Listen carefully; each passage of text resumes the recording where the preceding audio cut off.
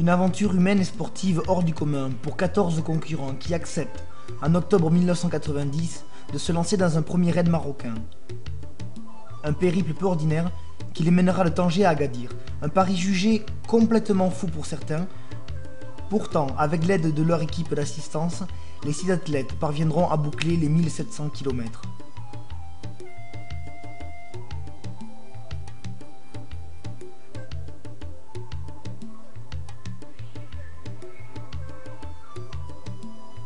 Guy Israël, Henri Rizzo et Jean-Luc Moreau étaient à l'origine de ce projet. Au retour de cette fabuleuse équipée, l'envie de recommencer décide Jean-Luc Moreau à créer Aventure Handicap avec l'objectif de montrer que tous, malgré la différence, peuvent vivre la même aventure.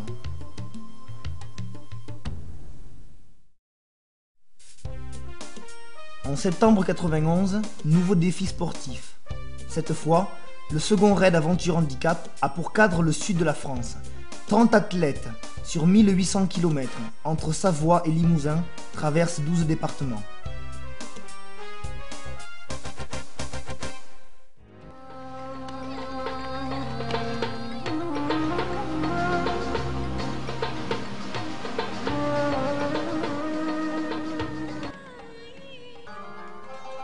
Puis les challenges se succèdent. En octobre 93, c'est une nouvelle fois le Maroc, ses déserts et ses oasis, qui attirent 50 sportifs dans un périple de 1800 km. Toujours attiré par l'Afrique, en juin 95, Aventure Handicap porte sa caravane en Tunisie. Le raid Toulouse-Tunis regroupe 65 sportifs français et tunisiens qui parcourront 1863 km.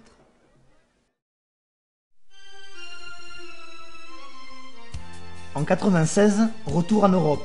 Les aventuriers sportifs traversent cette fois le sud de la péninsule ibérique, d'Andalousie au Portugal.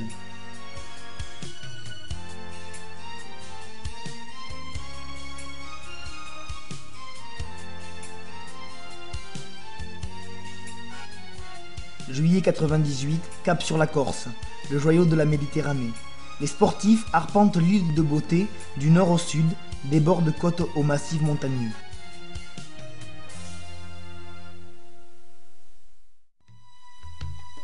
Octobre 99, retour aux sources. Nouveau périple marocain au menu. Des étapes éprouvantes pour tous les sportifs, quelle que soit la discipline. Course à pied, VTT, handbike et fauteuil roulant. Aventure Handicap a parcouru près de 10 000 km de routes et de pistes.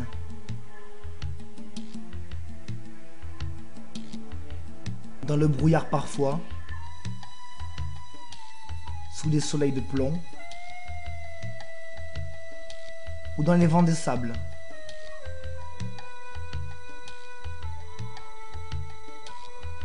Au travers de maquis, de déserts arides, ou de montagnes abruptes, mais où le dépaysement est toujours au rendez-vous.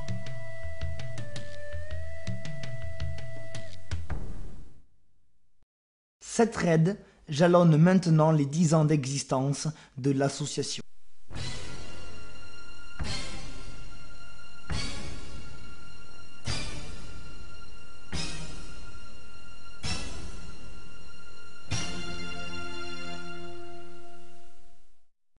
Mais quel est le principe des raids Aventure Handicap? Chaque circuit est découpé en 6 à 10 étapes, les distances parcourues variant de 100 km à 200 km par jour.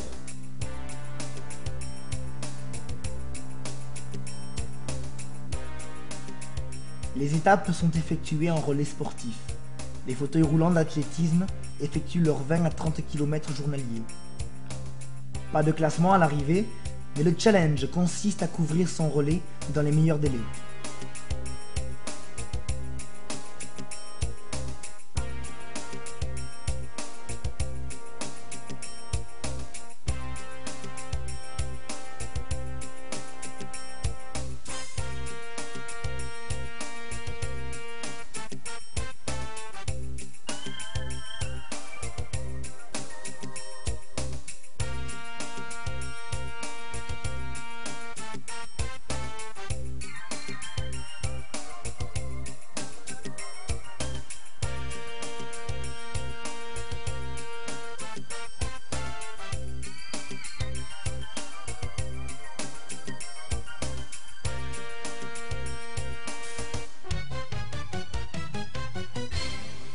Mission accomplie. C'est maintenant au tour des coureurs à pied de prendre le relais.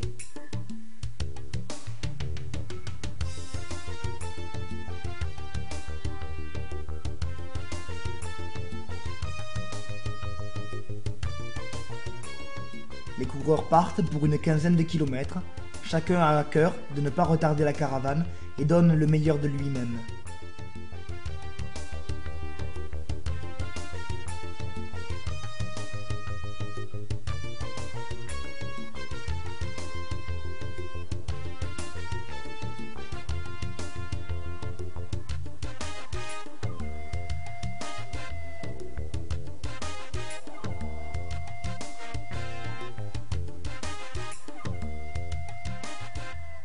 Les relais s'enchaînent tout au long de la journée. Les VTT, chevauchés par des cavaliers avides de sensations et d'efforts, avalent leurs 60 km sur piste et montagne.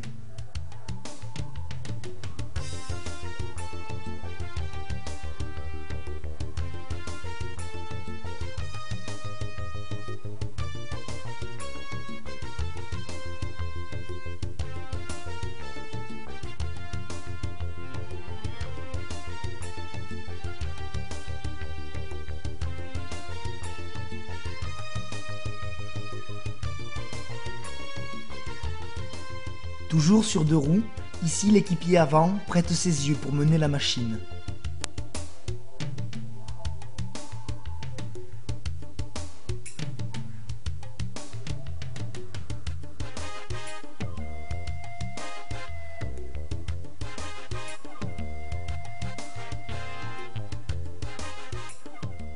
Depuis le Raid Sud Ibérie, un nouvel engin remplace peu à peu le fauteuil d'athlétisme. Par sa conception, le handbike permet d'aller plus vite, d'aller plus loin, tout en étant plus facile à utiliser. De nombreux sportifs l'ont adopté et ont parcouru les routes de l'Espagne, de la Corse et du Maroc sur des distances allant jusqu'à 60 km.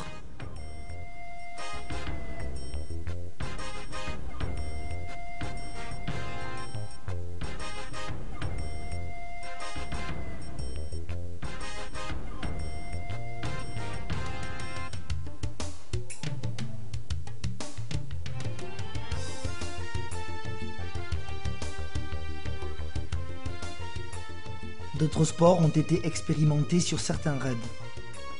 Les chars à voile ont testé le vent capricieux de la côte océane du Maroc.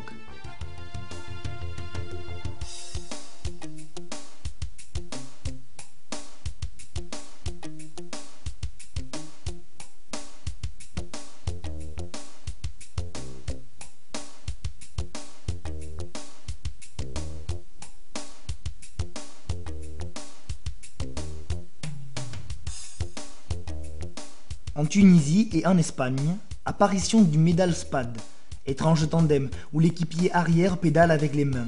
L'effort est toujours au rendez-vous. Sur la Grande Bleue en Tunisie et en Corse, avec le kayak, plus de différence, tout le monde travaille avec les bras.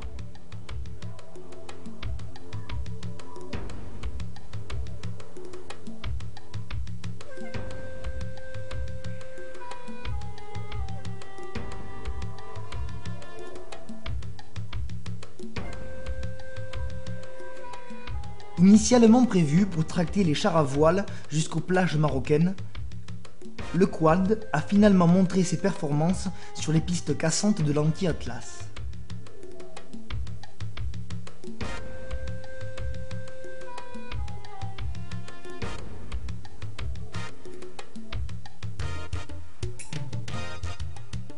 La caravane Aventure Handicap poursuit son périple sur les routes et les pistes montagneuses.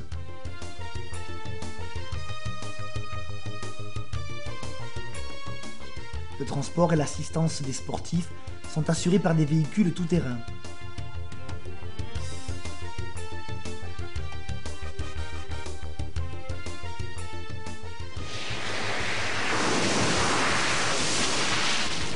Et nombreux sont ceux qui, assoiffés au bord de la piste écrasée de soleil, ont loué l'arrivée de leur 4x4 d'assistance.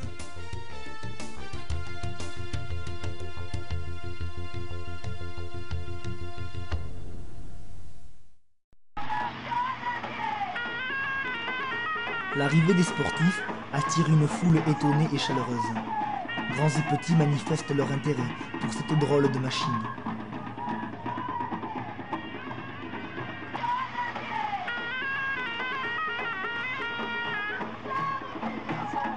La rencontre est souvent au coin du chemin.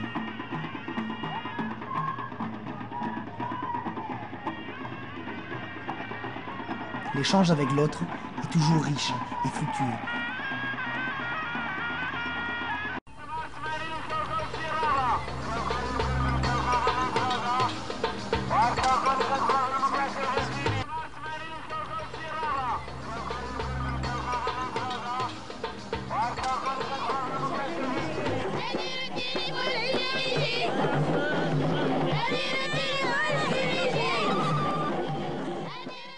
Le soir au bivouac, après la journée d'effort, tout le monde se retrouve autour du repas pris en commun.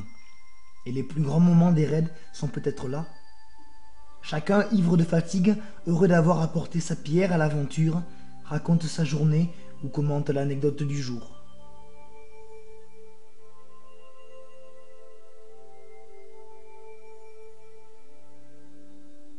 Après une nuit sous la tente pour certains, ou à la belle étoile pour d'autres, il faut se préparer pour la nouvelle étape.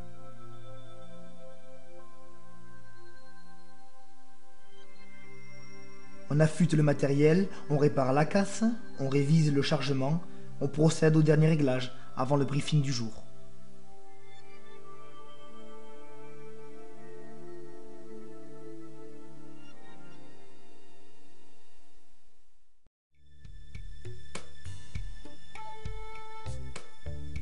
Pendant le briefing, tout le monde est attentif. On prépare l'étape suivante. Les instructions sont données pour la journée à venir. On lit le roadbook, on étudie la carte, on calcule les kilomètres à faire.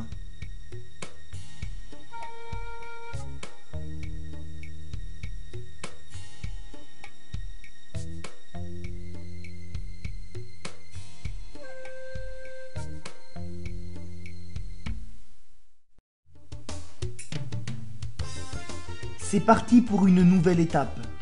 À chaque tour de roue, chaque mètre parcouru, ils pensent déjà au prochain raid.